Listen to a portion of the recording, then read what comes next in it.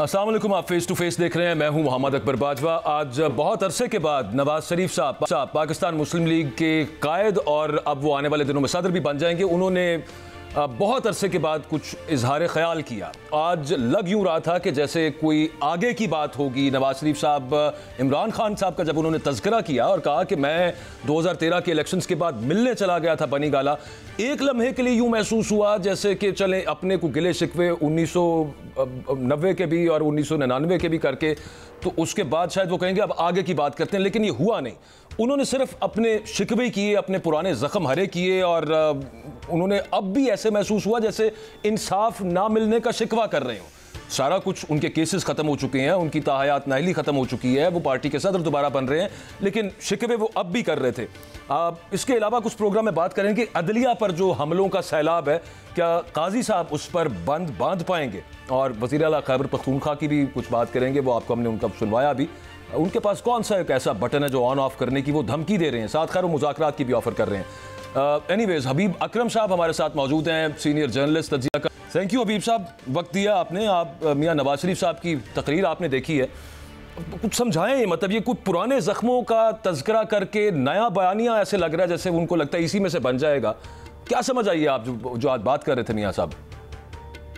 देखिए, मुझे नहीं लगता कि इसमें से कोई नया बयानिया बन जाएगा, और मेरा ख्याल है कि नवाज शरीफ साहब की जो सियासत है वो 2017 में रुक गई, और 2017 के बाद हम देख रहे हैं कि नवाज शरीफ साहब आगे बढ़ने की बजाय रिट्रोस्पेक्टिवली जब भी वो बात करते हैं माजी के दुख याद आते हैं, कभी 93 याद आता है, कभी 97 याद आता है, कभी, और इससे वो समझते ये है कि पाकिस्तान के अंदर अगर किसी के साथ जुल्म हुआ तो सिर्फ मेरे साथ हुआ है, वरना जुल्फकार अली भुट्टो, इमरान खान, मोहम्मद खान जुनेजो, मोहतरमा बेनज़ीर, तो इनके साथ तो कभी कुछ नहीं। बात यह है कि नवाज शरीफ साहब खुद उस निज़ाम की पैदावार है जिससे आज वो शिकवा कर रहे हैं या उन्हें शिकायत पैदा हुई है। तो आज फिर जहां से उन्होंने सियासत शुरू की थी, यानी जनरल ज़ियाउल हक के साथ मिलके और जनरल जिलानी की मदद से, आज उनकी सियासत का शायद ये आखिरी दौर है, अल्लाह ताला उनको लंबी जिंदगी दे। और तो आज आप देख लीजिए कि आज भी वो 1900 अमली तौर पर 1980 में ही खड़े हुए हैं कि जहां पे किसी की नजर करम से वो वजीर बने थे, और आज किसी की नजर करम से उनकी बेटी वजीर आला पंजाब है, और नजर करम से के भाई जो है वजीर आजम पाकिस्तान है। तो नजर करम का सिलसिला तो उन पे ये नया नहीं है, लेकिन वो हिस्ट्री में से भी सियासतदान सभी ऐसे करते हैं कि वो चेरी पिकिंग करते हैं, अपनी मर्जी का बयानिया बनाने के लिए तारीख को वहां से उठाते हैं जहां से उनको फेवर करे, लेकिन जहां पे उन्हें जवाब देना पड़े वहां पे वो तारीख का जिक्र भी नहीं करते, बल्कि वहां से मामला गोल कर देते हैं। तो मैं ये देख रहा हूँ कि यही पैराडॉक्स है जिसका सामना इस वक्त नवाज शरीफ साहब को भी है, और नवाज शरीफ साहब ये इस हकीकत से इनकार करते हुए दिखाई देते हैं कि इमरान खान सियासी मैदान की बहुत बड़ी हकीकत बन चुके हैं, और वो आज भी इमरान खान को उसी नज़र से देखना चाहते हैं जैसे वो 2013 में देख रहे हैं कि उनके ऊपर एहसान किया जा सकता था कि उनके घर चले थे। आज मसला ये है कि आज की सियासी इमरान खान इस निज़ाम के इस पूरे के पूरे सियासी निज़ाम का एक ऐसा हिस्सा बन चुके हैं कि इनके जिक्र के बगैर खुद नवाज शरीफ साहब आज तकरीर मुकम्मल नहीं करते। लेकिन अब ये भी तो एक हकीकत है जिससे इनकार नहीं किया जा सकता हबीब साहब, कि एंगेज करने का वक्त जैसा कि आप कह रहे हैं वो आन पहुंचा है। अब नहीं तो बेटर सूनर देन लेटर वो करना तो है, लेकिन ना वो एंगेज मोहसिन नकवी साहब कर सकते हैं, ना वो एंगेज शहबाज शरीफ साहब कर सकते हैं, ना मरियम नवाज साहिबा कर सकती हैं। नवाज शरीफ साहब बहरहाल कदावर लीडर हैं तो सही, और उनको एंगेज करने के लिए, मतलब एंगेज करने से मुराद है establishment and the political parties, Imran Khan and Nawaz Sharif साहब का कुछ रोल तो होना चाहिए उनका रोल। लेकिन सवाल यहाँ पे ये पैदा होता है, आज जो उम्मीद थी, आपको आगे कोई उम्मीद है उनसे कि वो आप कहें कि चलो जी for the sake of country, पुराने मेरे साथ तो जो हुआ, लेकिन आगे चलो बढ़ के कोई बात करते हैं, और इमरान खान साहब भी बात करने को तैयार हो उनसे? मुझे ऐसा नहीं लगता। आपने जो बात कही है वो थ्योरेटिकली ठीक है कि ऐसा होना चाहिए, लेकिन क्या ऐसा होगा, मुझे उसके इम्कानात नजर नहीं आते। उसकी वजह यह है कि नवाज शरीफ साहब की अपनी नशिस्त ऐसी है जो इस सिस्टम की देन है, वो भी नजर करम के जरिए उन्हें मिली। तो जब कोई पाकिस्तान का इतना बड़ा लीडर जो 3 दफा वजीर आजम रह चुका हो, अपनी नशिस्त के लिए किसी की नजर करम का और इलेक्शन कमीशन की मेहरबानियों का मोहताज हो जाए, तो इसका मतलब ये है कि अब वो इस निज़ाम से टूटेगा नहीं, बल्कि इस निज़ाम से जुड़ा रहेगा और इसी निज़ाम को मजबूत करने की कोशिश करता रहेगा, चाहे इसमें उसका जितना भी बड़ा नुकसान होता चला जाए। आप देख लीजिए ना कि उन्होंने उनके सामने है फार्म 45 और फार्म 47 का किस्सा, और मुझे ये बात बिल्कुल, यानी मैं आपको एक इत्तला के तौर पर बता रहा हूँ कि नवाज शरीफ साहब के सामने कुछ लोगों ने दावा किया कि जनाब कुछ लोगों ने कहा कि मैंने जीता है ये सीट, मैं जीता हूँ, किसी की नजर करम से नहीं जीता। अच्छा। तो इस पर साथ बैठे हुए किसी आदमी ने कहा हाँ हमें पता है कि आप कैसे जीते। तो जब मामला इस हद तक जा चुके हो तो आप क्या समझते हैं नवाज शरीफ साहब वो तमाम आसाइशें और तमाम रियायतें छोड़ देंगे या उनसे दस्तबरदार हो जाएंगे जो उन्हें इस वक्त मैसर है? तो नवाज शरीफ साहब का इस मौका तो बहुत बड़ा है कि वो इस मुल्क के अंदर अपना जो कद काट जो जिससे उनकी तवक्को की जाती थी, जैसे अभी आपने कहा कि जो आपको नजर आता है कि उस पर कोई ऑलिव ब्रांच ऑफर करते, लेकिन वो तो नहीं कर रहे जी। वो तो माजी के किसी जगह पे रह रहे हैं। और बहरहाल ऐसे मौके पे किसी ने कहा था कि तारीख रहने के लिए कोई अच्छी जगह नहीं होती। अच्छा, वैसे हबीब साहब आगे बढ़ते हैं, लेकिन मुझे ऐसे याद आ गया वोटर से उन्होंने गिले शिकवे कर दिए। उन्होंने कहा ये सोचते नहीं है वोट देने से पहले। तो मैं एक आपसे एक डिबेट होती है कि लोग क्या वाकई गवर्नेंस को नहीं देखते और बयानिया ज़्यादा इंपॉर्टेंट होता है अब, क्योंकि अब वो उनका तो ये शिकवा है कि जनाब आप कीमतें देखें मेरे दौर में कम थी, डेवलपमेंट मेरे दौर में ज़्यादा थी, तरक्की मेरे दौर में ज़्यादा थी, ग्रोथ मेरे दौर में ज़्यादा थी, वोट मैनू क्यों नहीं मिलता? उसका तो वजह यही समझ आती है कि वो जिसके पास बयानिया उसको मिल गया। देखिए, हर नौ आबादियाती कुव्वत, हर नौ आबादियाती पस मंजर रखने वाली कुव्वत और हर नौ आबादियाती दरअसल ऐसे ही सोचता है। मतलब अगर हम इस इस्तदलाल को पीछे की तरफ बढ़ाएं तो इसका मतलब यह है अंग्रेजों की हुकूमत को तो कबूल कर लेना चाहिए था। सही। हिंदुस्तान में बनाई उन्होंने, हिंदुस्तान में बाकायदा तौर पर बैंकारी का निजाम राइज किया, उन्होंने स्कूल्स बनाए, उन्होंने मॉडर्न हॉस्पिटल्स बनाए, रेलवे, ये सब कुछ किया। तो क्या फिर उनकी हुकूमत को जायज तस्लीम कर लिया? देखिए, ये अपने अंदर एक इस्तेमारी नौइयत की दलील है। बिल्कुल ठीक। अच्छा, ये जो इस वक्त जुडिशरी वाला मामला है हबीब साहब आपके सामने, एस्टेब्लिशमेंट वर्सेस द जुडिशरी, वो नज़र आ रहा है और बहुत सारे जजेस के अंदर तो काफ़ी गुस्सा उनके रिमार्क से छलकता भी है।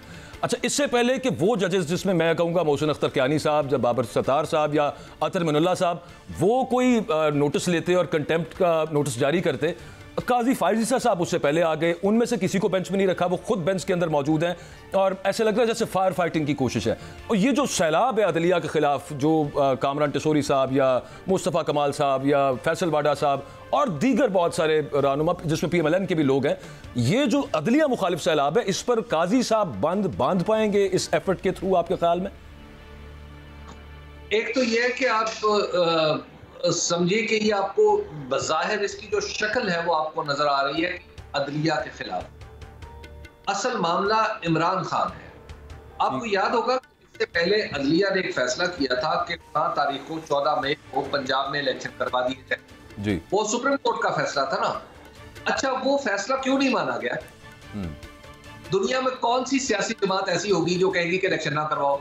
लेकिन ये सारी सियासी जमातें जो आपको PDM2 की शक्ल में हुकूमत में नजर आती हैं, ये सारी सियासी जमातें, इनका दावा रहा है नवाज शरीफ साहब का, आसिफ अली जरदारी साहब का, बिलावल भुट्टो जरदारी साहब का, कि जनाब हम तो दस्तूर के अलंबरदार हैं। मोहतरम फजल रहमान साहब जो है वो हमेशा में बताया करते थे 1973 के दस्तूर के तनाजुर में वाकयात की ये तौजीह की जा सकती है। लेकिन आप देखिए कि जब 1973 के दस्तूर के मुताबिक कोई असेंबली टूटे तो 90 दिन में इलेक्शन होना चाहिए, उस इलेक्शन के रास्ते में रुकावट कौन बना? और जब अदलिया ने कहा दस्तूर की इस वाज़ेह, सरीह और अहम शिक पर अमल करें तो ये पूरे का पूरा इत्तेहाद जो है हुजूम करके दरवाजे पर पहुंच गया। तो जब आप इस तरह, तो क्या वो आप उसे तो अदलिया के खिलाफ था? नहीं, उसकी वजह ये अदलिया के उस फैसले का फायदा इमरान खान को हो रहा था। बिल्कुल ठीक। मुताबिक उस फायदे का वो फायदा इमरान खान को पहुंच रहा था, इसलिए अदलिया पे हमला था। इस वक्त सूरत हाल क्या है? इस वक्त सूरत हाल ये कि हम देख रहे हैं एक के बाद दीगरे वो तमाम केसेस जो इमरान खान साहब के ऊपर बनाए गए वो गिरते चले जा रहे हैं। आला अदलिया जब कानून के पैमाने पर उनको परखने लगती है तो पता चलता है कि इसमें तो जान ही नहीं, ये तो प्रोसिक्यूशन भी इस काबिल नहीं, ये नहीं, केस भी इस काबिल नहीं है कि इसको चलाया जाता, ले जाके उस पर सजा दे दी जाती या उस पर कुछ और सख्त एक्शन ले लिया जाता। तो बुनियादी तौर पर अब चूंकि इमरान खान साहब के हवाले से एक इम्कान पैदा हो रहा है कि उनका हतमी फैसला होगा और वो जेल से बाहर होंगे, तो इसलिए अदलिया पर हमला हो रहा है। तो अब अदलिया को मजबूर किया जा रहा है इस बात पे वो इमरान खान के खिलाफ फैसले करें। तो अब काजी फायद ईसा साहब क्या इसको रोकेंगे या रोक पाएंगे, देखिए काजी फायद ईसा मैं काजी फायद ईसा साहब के बारे में मैं कुछ बातें बिल्कुल बड़ी कह सकता था, लेकिन पिछले कुछ अर्से ऐसे इक़दामात हुए जिनसे काजी फायद ईसा साहब के इस्तदलाल से खुद को मुत्तफिक नहीं पाता। एक मेरा इल्म नाक़िस है, मेरी राय दुरुस्त नहीं हो सकती, मैं समझने की कोशिश करूं तो शायद मेरे अंदर वो फरासत नहीं जस्टिस काजी फायद ईसा या किसी भी जज में हो सकती, लेकिन मैं कम से कम एक पाकिस्तान के शहरी के तौर पर मुझे समझ नहीं आती कि काजी फायद ईसा की सरबराही जो बेंच बना था और उसने इलेक्शन से पहले पाकिस्तान तहरीक इंसाफ से बल्ले का निशान वापस लिया था, तो वो उसका इस्तदलाल क्या था जी। अच्छा, इसी तरह मुझे ये समझ नहीं आती कि जनाबे जस्टिस इजाजुल एहसन साहब वजह से इस्तीफा दे, और खास तौर पर जब हमें ये पता है कि जस्टिस एहसन साहब जस्टिस काजी फायद ईसा साहब के दरमियान कुछ थोड़ा सा एक मौसराना चश्मक आप उसे कह लें या कोई और इख्तलाफ था, तो क्या सिर्फ एक जस्टिस से इख्तलाफ उनके इस्तीफे की वजह बना? अच्छा, इसी तरह आप देख लीजिए कि जिस तरह उन्होंने उन्हें घंटे पर अपने ही फैसले पर इसरार है, और इसरार भी कुछ इस तरह का है कि जो उन्होंने कहा है एग्जैक्टली वही किया जाए, हालांकि उसमें हकायक का तयन तो उस तरह फैसले में नहीं होता, लेकिन बहरहाल अब उनका इसरार है। अच्छा, फिर वो खुद उन्होंने उनके नजदीक यकीनन इसका कोई ताकतवर जवाब होगा कि वो कौमी असम्बली के हॉल में बर्पा होने वाले कन्वेंशन में चले गए जहां पे हिज़्ब इख्तिलाफ मौजूद ही नहीं थी, पार्लियामेंट की बहुत बड़ी पार्टी मौजूद नहीं थी, सिर्फ पीडीएम मौजूद थी, और वहां पर उन्होंने तकरीर की और उनकी तकरीर पे पीडीएम के लोगों ने डेस्क बजाए। अब ये सारे नाज़िर हमारी याददाश्तों का हिस्सा है, तो लिहाजा और फिर खुद अदलिया के अंदर तकसीम का एक बहुत बड़ा सबब खुद जनाबे जस्टिस काजी फायद ईसा साहब के लिखे हुए खतूत और उनके इख्तियार करदा मौक़िफ़ भी है। तो अब देखना यह है कि क्या अदालत यकसू और यकजहत होकर कानून की पाबंदी करती है, कानून के मुताबिक फैसले करती है, और उसके राह में मज़ाहिम कुव्वतों को पर किस तरह काबू पाती है। मैं समझता हूँ कि इसके लिए हमें थोड़ा सा हमें जंप टू द कंक्लूजन नहीं करना चाहिए, थोड़ा इंतजार। चलें sir, jump to the conclusion नहीं करते, लेकिन मैं एक चीज़ यहाँ पे कोट करूँ। एक वो केस है मुबैना बेटी वाला, टेरियन वाला, उसको 3 हाई कोर्ट्स पहले ये करार दे चुकी हैं उस दरखास्त को, ये मेंटेनेबल ही नहीं, केस ही नहीं चल सकता, ये नाकाबिल समाअत है। फिर उसके बाद इस्लामाबाद हाई कोर्ट में वो केस आया, आपको याद है पिछले साल मई के महीने के अंदर वो 2 जजेस जिसमें ये जस्टिस अरबाब ताहिर साहब थे और दूसरे जो इस वक्त सीनियर प्यूनी जज हैं इस्लामाबाद हाई कोर्ट के, उन्होंने फैसला दे दिया और वो वेबसाइट पे अपलोड हो गया, फिर वेबसाइट से उतार लिया गया, फिर चीफ जस्टिस ने कहा कि वो तो बेंच ही टूट गया, फिर 1 साल के बाद वो दोबारा बेंच बन गया है, ओसी टिरियन केस के ऊपर बन गया है। और अच्छा, उसमें एक जज साहब वो शामिल हैं जो उससे पहले कह चुके हैं कि ये नाकाबिल समाअत केस है। उसके अलावा हुजूर मामला साथ ये है कि ये 6 जजेस को जो खत था उसके अंदर ये टिरियन केस पर तशवीश जाहिर की गई है, फिर भी एक नया बेंच बन गया और अब उसकी समाअत शुरू होगी। इसकी क्या ताबीर करें हबीब साहब? देखिए, जहां तक टेरियन केस है ना, तो मैं तो समझता हूं कि ये पाकिस्तान की अदालतों का वक्त जाया करने के साथ साथ कानून से खेलने के मुतरादिफ है, और बल्कि जिन लोगों ने ये केस दायर किया उन पर डेफिनेटली कुछ जुर्माना होना चाहिए। उसकी वजह इसके एक पहलू कानूनी तौर पर ये देखिए कि इस केस सिर्फ 3 फरीक हो सकते हैं इस केस के जी। वो 3 फरीक कौन हो सकते हैं? वो 3 फरीक हो सकते हैं वो बच्ची जो पैदा हुई, उस बच्ची की मां और उस बच्ची का बाप। अब मसला ये है कि उन तीनों में से कोई शख्स अदालत में आया? बिल्कुल नहीं। तो आप फिर चौथा शख्स कौन है जो इसके ऊपर कोई एतराज कर सकता है? वो कैलिफोर्निया की किसी अदालत का एफिडेविट लेके आ जाते हैं, लेकिन जब इतने सारे जज साहिबान, हबीब साहब ये कह चुके, मोहसिन अख्तर कियानी साहब खुद ये कह चुके, ये केस मेंटेनेबल नहीं है। और एक जगह पे इस्तदलाल हुजूर ये भी रहा है, लाहौर हाई कोर्ट में या Islamabad high court, I can't remember exactly, लेकिन वो इसको जब खारिज किया गया तो ये कहा गया, लोकस स्टैंडाई भी पूछा गया जो आप बात कर रहे हैं, साथ ये भी कहा गया कि इस्लाम का एक वो बीच में पहलू लाया गया कि इस्लाम हमें ज़ाती ज़िंदगियों में मुदाखलत की इजाज़त नहीं देता, और फ़र्क कर दिया। ये कोई मोहम्मद साजिद साहब हैं, कोई शहरी, इनका पता इस्लामाबाद का है, और महंगे महंगे वकील सलमान भट्ट साहब हैं, और फिर दूसरे वो शाह साहब जो हैं, महंगे वकील, वो जो इमरान खान साहब के खिलाफ साइफर केस में प्रोसिक्यूटर है, वो इसमें उनकी तरफ से प्रेजेंट होते रहे हैं पहले भी इस केस के अंदर, तो वो आ जाता है दोबारा और वो केस ने लगा भी दिया उन्होंने दोबारा। आप क्या कहें इस पर? देखिए, मेरा नहीं ख्याल इससे कोई फर्क पड़ने वाला है। मामला अब टेरियन से बहुत आगे निकल गए, मैं नहीं समझता कि अब फर्क पड़ेगा। अब ये बस एक महज वक्त का ज़िया है, इसमें आपको कुछ हकायते लजीज मिल जाएगी टेलीविजन पर डिस्कस करने के लिए, कुछ थोड़ा सा इमरान खान साहब को बदनाम करने के लिए, कुछ तहरीक इंसाफ को डिफेंसिव पे डालने के लिए, सब कुछ होता रहेगा। इससे होगा कुछ भी नहीं, बस कुछ हकायते लजीज होगी जो आपको टीवी पर डिस्कस करने को मिल जाएगी, पीटीआई को डिफेंसिव पे जरा डाल दिया जाएगा। मुझे लगता है कि अब हालात उससे कहीं, उस जगह से कहीं आगे निकल चुके। अब इस तरह के केसेस मैटर नहीं करते। बिल्कुल ठीक है, लेकिन हबीब साहब मैं इसको इस एंगल से अगर देखना चाहूं तो क्या नहीं देख सकता कि एक पुशबैक था, इंस्टीट्यूशनल पुशबैक था जुडिशरी की तरफ से, और फिर उसके बाद उस पर सुओ मोटो इस वक्त चल रहा है, उस पर समातें चल रही हैं, जारी हैं, और दरमियान में बाबर सत्तार साहब ने फिर कंटेम्प्ट के अंदर लोगों को बुलाया हुआ है, एक कंटेम्प्ट के अंदर फैसल वाडा को बुलाया हुआ है, लेकिन वो जो दूसरी तरफ जिस पुशबैक का जिक्र था, जिसकी शिकायत थी, वो खत्म नहीं हो रहा पुशबैक। मैं ये अर्ज करना चाह रहा हूं कि वो टेरियन केस 6 जजेस के खत में भी यही था कि वहां से प्रेशर आ रहा है, और वो लग गया तो इसका मतलब है कि प्रेशर एग्जिस्ट।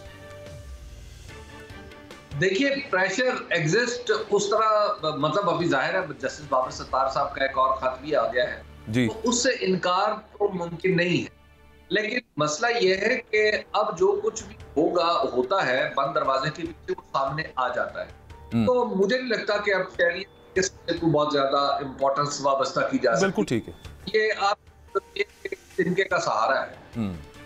ठीक है। अच्छा, लास्टली हबीब साहब, ये अली अमीन गंडापुर साहब, कल आपने देखा खैबर पख्तूनख्वा असेंबली में, उनके मुतालबात बिल्कुल जायज़ हैं, उनको पैसे मिलने चाहिए। शहबाज शरीफ साहब उन्हें बुलाते हैं, बुला के मतलब मैं कहूँगा लारा शारा दे के तो वो तोड़ देते हैं उनको कि बस ठीक है, लेकिन वो मिलते नहीं है। अब वो जो उनकी फ्रस्ट्रेशन है वो होनी चाहिए ना, अपनी आवाम को वो सब्सिडी दें, जो भी उन्होंने पैसे खर्च करने हैं, जो सूबे का हक बनता है, लेकिन वो उनको दिया नहीं जाता। गवर्नर साहब उनको धमकियां लगाते हैं। वो फिर उस इक्वेशन को कल उन्होंने इक्वेट कर दिया कश्मीर के साथ कि आज़ाद कश्मीर में जो हुआ था वो तो कुछ नहीं है, अब यहाँ पे आपने करने की कोशिश की तो ऑन ऑफ का बटन मेरे पास है, दिस एंड दैट। ये बातें कहां पर ले जाने की कोशिश हो रही है? मतलब ये इसमें तो फिर जिम्मेदारी वफाकी हुकूमत पर भी आयद हो जाएगी कि खुदा ना खास्ता अगर केपी में ऐसा कुछ हुआ तो कश्मीर तो कहां रह गया। ये केपी का हम सोच नहीं सकते और सोच के खौफ आता है। एक बात समझिए, पाकिस्तान के अंदर जो मौजूदा सियासी हुकूमत बनाई गई है, इस सियासी हुकूमत के वफादार हैं जो एस्टैब्लिशमेंट से अलग है। इस हुकूमत की जब से ये हुकूमत वजूद में आई है तो इब्तदाई चंद दिनों को छोड़कर आप देख लीजिए कि आपको ऐसा लगता है कि जैसे बाज़ औक़ात इस हुकूमत के कुछ आज़ाद या इस हुकूमत के कुछ लोग या इस हुकूमत में शामिल सियासी जमातों के कुछ लोग हालात को एग्रेवेट करते हैं, उसमें बाकायदा तौर पर एक बहरानी सी कैफियत पैदा करते हैं। और उसकी वजह यह है कि बहरानी कैफियत मौजूदा हुकूमती सेटअप को सूट करती है। सही। तो लिहाजा ये इस बहरानी कैफियत को पैदा करते रहे ताकि जो एस्टैब्लिशमेंट और पीटीआई है उसके दरमियान किसी किस्म की कोई बात हो सके, ना वो एक दूसरे के करीब आ सके, बल्कि नफरतें जो है वो बढ़ती चली जाए। तो ये भी इस तरह की कोशिश है। आप उन्हें दीवार से लगाएं, जब वो चिल्लाएं तो आप देखें ये लोग क्या कर रहे हैं, आप देखें तो गद्दार हो गए, आप देखें तोड़ने की बातें करते हैं, आप देखें ये क्या कह रहे हैं। तो बेसिकली कोशिश, तो ये बहरान को संगीन करने की कोशिश होती है। लेकिन दूसरी तरफ अगर आप देखें तो पाकिस्तान तहरीक इंसाफ जिन मराहिल से गुजर चुकी है, अब उसे बहरान से डर नहीं लगता। लेकिन हमें तो सर लगता है ना पाकिस्तान में डर कि खुदा ना करे कोई ऐसी सिचुएशन। हम तो बेबस लोग हैं ना, हमें तो लगेगा जी, बेबस लोगों को तो डर लगे। हम क्या कर सकते हैं पूरे बहरान में? ठीक है, सब जब ये बहरान ही इस्लामाबाद से पैदा किए जा रहे हो तो उसमें कोई कुछ नहीं कर। तो आपका मतलब है there is a method to the madness. अच्छा, इसी ज़िम्न के अंदर इमरान खान साहब जो फरमा रहे हैं कि उन्होंने कहा कि मैं अपनी ज़ात को पसे पुष्ट डाल के मैं आर्मी चीफ को ख़त लिखूंगा, और कश्मीर के अंदर जो मामला हुआ वो इस तरह नहीं होना चाहिए था वो सब मामला। डू यू थिंक कि उसका कोई पॉजिटिव जवाब आएगा, या उससे भी पहले इस बात को ज़रा एड्रेस कर दीजिएगा कि इमरान खान साहब जो ख़त लिखना चाह रहे हैं और उसमें ज़ाहिर है कि सिर्फ एक टॉपिक ये तो नहीं होगा, कुछ और भी होगा उसमें, साथ और भी बातें वो करेंगे। Is it a good idea? देखिए, सियासतदान जो है उसके सामने रास्ते इजहार के होते हैं। सियासतदान ने अपनी बात कहकर, उसके पास बंदूक नहीं होती, गुलेल नहीं होती, वो उसके पास कोई हथियार नहीं होता कि लोगों को अपने साथ लाए। उसने अपनी बात पर लोगों को कन्विंस करना होता है, हत्ता के बदतरीन मुखालिफिन। तो ऐसी सूरत में इमरान खान साहब अगर ये वो साबित वजीर आजम रहे और उनके ख्याल में अगर पाकिस्तान के आर्मी चीफ को किरदार अदा कर सकते हैं मुल्क की बेहतरी के लिए, तो उनसे तकाजा करने में, दस्तूर के अंदर रहते हुए उनसे तकाजा करने में क्या बताइए। मेरा तो ख्याल है कि बिल्कुल अगर किसी को कोई शिकवा हो तो वो वहीं पे जाएगा ना जहाँ पे उसके ख्याल में उस शिकवे का हल मौजूद है। तो अगर इमरान खान साहब ऐसा कर रहे हैं तो मेरा ख्याल है उन्हें कर देना चाहिए। उसकी वजह यह है कि जो मौजूदा हुकूमत है, मैं तो समझता हूँ कि ये बाज़ औक़ात क्राइसिस को संगीन बनाती है, क्राइसिस को सॉल्व नहीं करती। और दूसरी बात यह है कि इसके पास सोल्यूशन की ताकत भी नहीं रही। आप एक वक्त में देखिए ना कि खुद पाकिस्तान मुस्लिम लीग नून और पाकिस्तान पीपुल्स पार्टी केपी में कितनी बड़ी बड़ी जमात है, सॉरी आजाद जम्मू कश्मीर में कितनी बड़ी बड़ी जमात है। जी क्या हैसियत है चंद दिन पहले। लिहाजा खुद का किरदार अब कुछ ज्यादा नहीं रहा, बिल्कुल ठीक है, इसको हल करने में। बिल्कुल ठीक। अच्छा, एक और ये बात आपकी दुरुस्त है, करना भी यूं चाहिए और एक सियासतदान करता भी है, ये एंगेज करता है, बातचीत करता है, चाहे आगे से जवाब मस्बत छोड़ के इंतहाई मनफी किस्म का आ चुका है, बल्कि ऑलरेडी मैं तो ये कहूँगा। एक लास्ट सिचुएशन, कुछ दोस्त लोग कहते हैं, आप भी जानते हैं कि मतलब पाकिस्तान तहरीक इंसाफ ये समझती है, एक फैक्शन ये समझता है कि यार मौलाना फजलुर रहमान साहब को अपने साथ मिला लेना चाहिए, जो वो बातें कर रहे हैं हम भी वही बात कर रहे हैं, और बल्कि बिल्कुल एग्जैक्ट हैं, बल्कि वो तो तहरीक इंसाफ से भी 2 कदम आगे निकल जाते हैं सख्ती के अंदर। बट वो अगर साथ होंगे तो फिर कुछ थोड़ा सा अगली तरफ भी कुछ नरमी, कुछ लचक पैदा होगी अगर वो साथ होंगे। तो सबसे पहला सवाल तो ये है, $1 मिलियन क्वेश्चन, कि क्या वो साथ होंगे? क्या मौलाना को ये मंजूर होगा और इमरान खान को होगा? आपकी राय इस पर क्या है कि इकट्ठे चलें? मुझे नहीं लगता अकबर बाजवा साहब के अभी वो वक्त आया है कि जहां पे इमरान खान साहब और मौलाना फजलुर रहमान शाना बशाना और कदम ब कदम आगे बढ़े। उसकी वजह यह है कि मौलाना फजलुर रहमान और पाकिस्तान तहरीक इंसाफ के दरमियान इतना बड़ा फर्क है, इतना ज्यादा फासला है कि वो, और फिर हम माजी में भी मौलाना फजलुर रहमान जो है उनकी सियासत दरअसल एक खास किस्म के माहौल में पनपती है, और उस माहौल में बहुत इख्तियार है जनाब नवाज शरीफ साहब का और जनाब आसिफ अली जरदारी साहब का। तो इन दोनों के दरमियान तीनों के दरमियान इन तीनों के दरमियान एक अरेंजमेंट मौजूद है, लेकिन पाकिस्तान तहरीक इंसाफ इस अरेंजमेंट का हिस्सा नहीं है। आप देख लीजिए ना कि मौलाना फजलुर रहमान को शिकस्त कौन सी पार्टी के हाथ उठाना पड़ी, वो है पाकिस्तान तहरीक इंसाफ। और जबकि पाकिस्तान मुस्लिम लीग नून और पीपुल्स पार्टी ने तो उनके लिए रास्ता हमवार किया, खुद किसी डेरा इस्लाम जाके कभी कोई पॉलिटिकल काम करने की मौलाना फजलुर रहमान के अभी जात को नहीं छेड़ा गया, उनकी मर्जी के बताया। तो एक मौलाना को तो लीग के तरफ से दिखता रहा है। इमरान खान की हालत तो, इमरान खान साहब की तरफ से तो ये प्रॉब्लम है, खुद अली अमीन गंडापुर मौलाना फजलुर रहमान को हरा के असेंबली में पहुंचे। तो ऐसी सूरत में मुझे नहीं लगता कि दोनों के दरमियान कोई इत्तेफाक हो सकता है। मौलाना सर अगर ये आपस में नहीं कर रहे फिर तो वो कोई उम्मीद बढ़ने की कोई सूरत नज़र नहीं आती। बाकी अल्लाह ताला करे कि पाकिस्तान के जो इस वक्त एक डेडलॉक है सियासत के अंदर, वो किसी तरह से ख़त्म तो होना चाहिए। अभी अकरम साहब का तज्ज़िया आपने सुना, वो इन डिफरेंट मौज़ूआत के ऊपर क्या राय रखते हैं। ब्रेक लेते हैं, ब्रेक के बाद वापस आएंगे। Stay with us.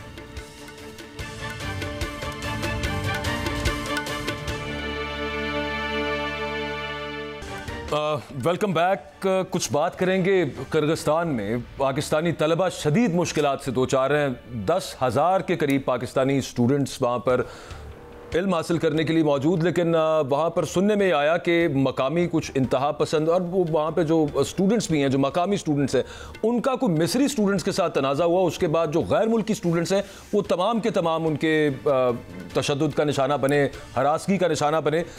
Social media पर बहुत सारी खबरें चल रही हैं जिनमें से जिन पर हमारे दफ्तर खारजा का कहना है कि बहुत सारी उनमें से बेबुनियाद है, लेकिन दे आर वेरी डिस्टर्बिंग और उसके अलावा बड़ी तशवीशनाक और बड़ी परेशान कर देने वाली खबरें हैं। हमारे साथ सरमद हुसैन मौजूद हैं, he is a Pakistani student, वहीं पे किर्गिस्तान में बिश्केक में ये भी पढ़ रहे हैं वहाँ पे। तो उनसे ज़रा ताज़ा सूरत हाल एग्जैक्टली उनसे जानते हैं कि है क्या वहाँ पे। जी सरमद, आप बताइएगा कि आप खैरियत से हैं, आपके साथ जो दीगर पाकिस्तानी स्टूडेंट्स हैं जो आपके फ्लैटमेट्स हैं या हॉस्टल मेट्स हैं, are you all good? Yes, we are all good. We are stay in our homes and apartments.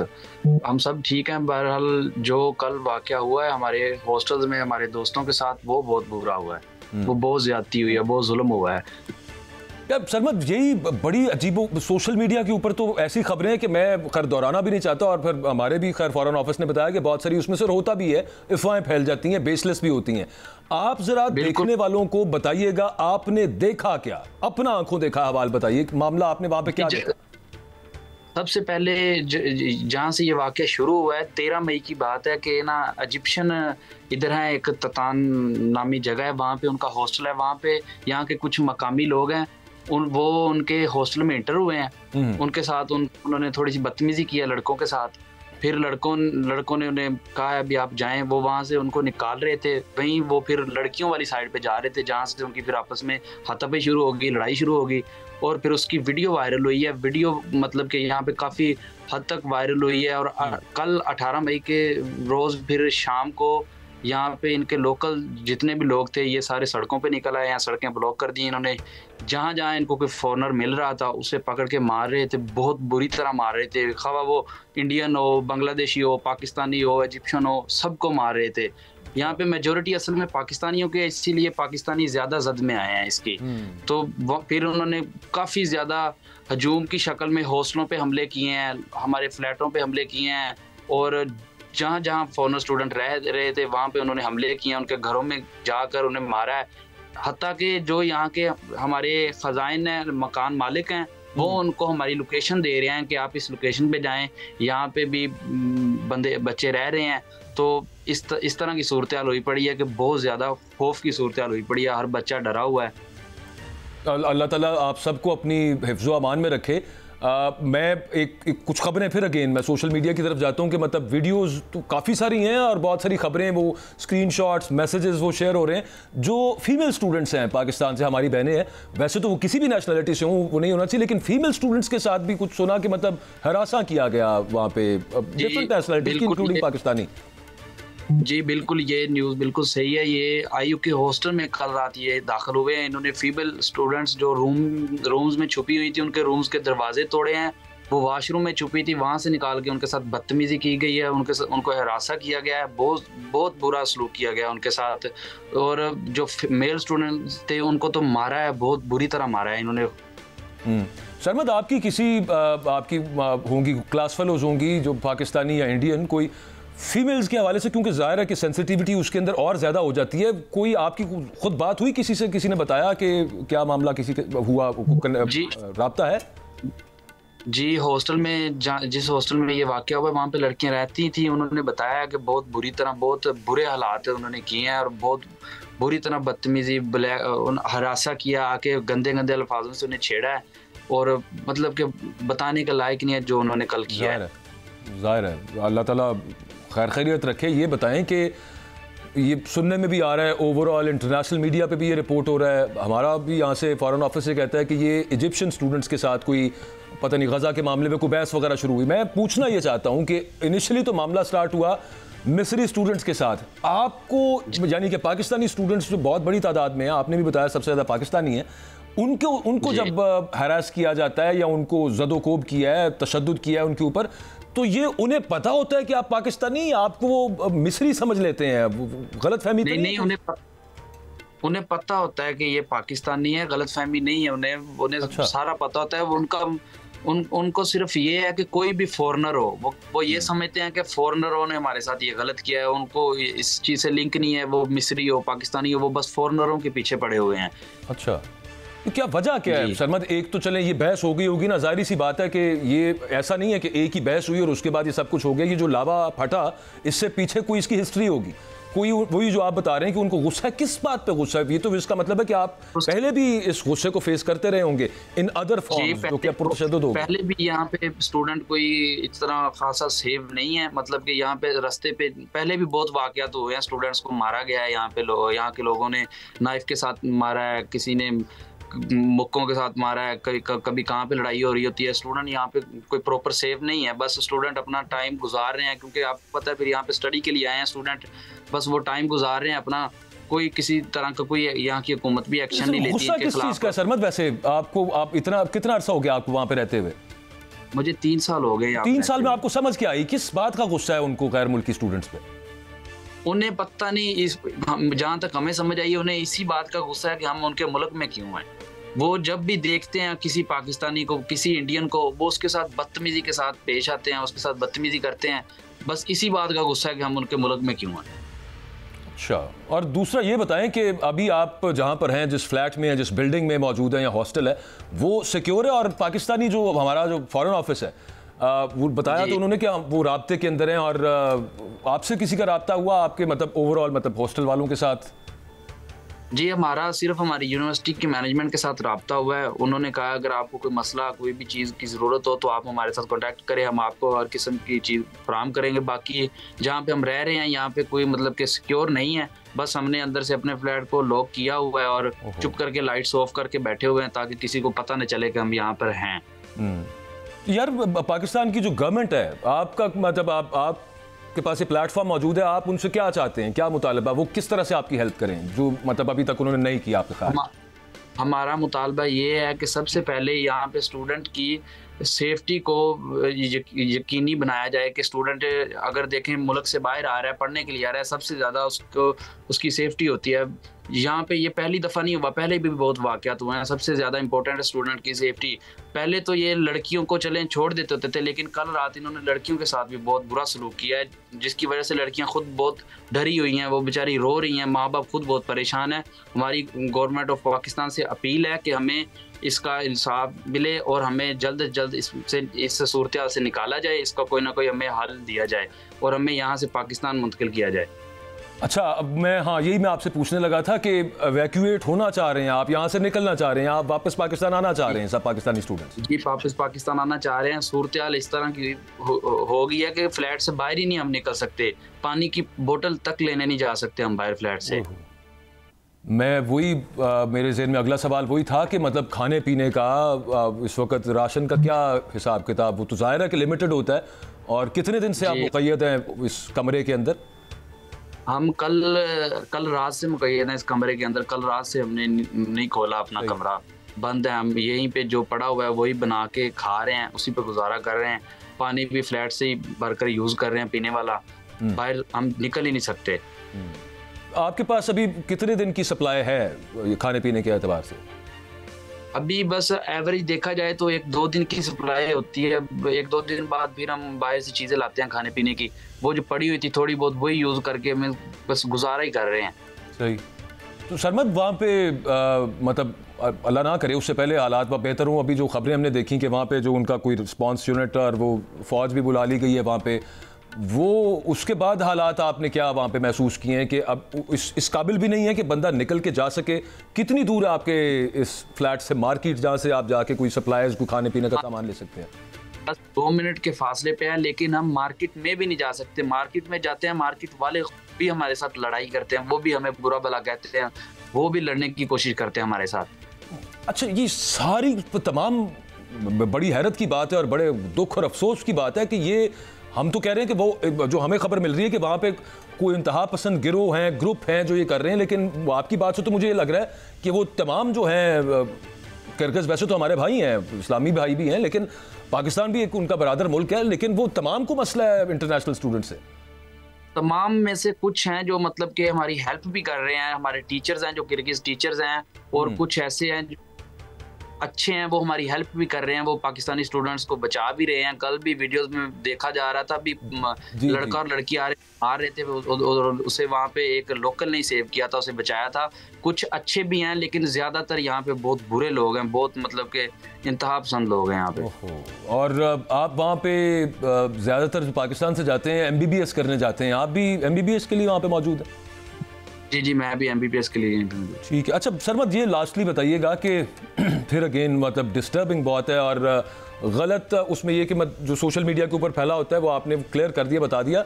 कहा जा रहा है कि 10,000 के करीब पाकिस्तानी इस वक्त वहाँ पे पढ़ रहे हैं मुख्तलिफ जामियात के अंदर किर्गिस्तान में। ख़वातीन कितनी है वहाँ पे, फीमेल्स और मेल्स, क्या तनासुब है वहाँ पे? यहाँ पे 25% तकरीबन ख़वातीन है, 75% तकरीबन मेल्स हैं। यहाँ पे 10,000 स्टूडेंट के लगभग यहाँ पे स्टूडेंट्स पढ़ रहे हैं। तो फिर भी 25% भी एक बहुत बड़ा नंबर है एज फार एज मतलब ज़ाहिर है कि ख़वातीन और उनकी ज़्यादा परेशानी होती है। अच्छा सरमद, इंडियन स्टूडेंट्स हैं आपके साथ राब्ते में? आपने बताया कि वो आप दोनों तो लैंग्वेजेस भी हम शेयर करते हैं ना, इंडियन जो शहरी हैं उनके साथ हम एक दूसरे को ज़्यादा बेहतर कम्युनिकेट कर पाते हैं। उनके साथ भी ये मसाइल है क्या? जी, मेरे साथ एक इंडियन फेलो रहता है, मेरे साथ ही रहता है वो। अच्छा, and he is facing the same threats? Same threats. ठीक। इंडियन, बांग्ला, कोई भी फॉरेनर जो भी है वो सेम सिचुएशन फेस कर रहा है। अल्लाह ताला आपको अपने हिफ्ज़ व अमान में रखे और पाकिस्तान में जो अथॉरिटीज़ हैं उन तक आपकी हम ये पहुंचाएंगे आपका ये मुतालबा भी, जो सबसे बड़ा और इस वक्त बहुत ज़रूरी भी है कि इस तरह से भी हो सके एवैक्यूएट किया जाए वहाँ पे पाकिस्तानीज़ को, स्पेशल फ़्लाइट ऑपरेशन स्टार्ट किए जाएँ और एक बड़ी तादाद के अंदर वहाँ पे, जो बता भी रहे थे सरमद हुसैन जो एक तालिब इल्म है वहाँ पे किर्गिस्तान में, कि बड़ी तादाद में वहाँ पे पाकिस्तानी बच्चियाँ भी ज़ेर तालीम है मुख्तलिफ यूनिवर्सिटीज़ के अंदर, और वेरी डिस्टर्बिंग कि ये मामला पेश है कि उनको भी हरासा किया गया। एनीवेज, पाकिस्तान फॉरेन ऑफिस ने तो प्रेस कॉन्फ्रेंस की, उन्होंने कहा कि मतलब they are doing their best, लेकिन इस वक्त जो सूरत हाल ये आपने खुद सुनी है, वो क्या बता रहे थे कि वहाँ पे मामला क्या बना हुआ है। खाने पीने का राशन जो है उनके पास वो सिर्फ 1-2 दिन का है, थोड़ी दूर चंद कदमों की मुसाफत के ऊपर मार्केट है, बट वो वहाँ पे जाके खाने पीने का सामान भी नहीं ले सकते। सो लेट्स होप कि पाकिस्तानी गवर्नमेंट इसका कुछ करे। ये बड़ी डिस्टर्बिंग और बहुत परेशान करने वाली खबरें हैं। प्रोग्राम का वक्त ख़त्म है, इंशाल्लाह कल आपसे मुलाकात होती है। अल्लाह हाफ़िज़।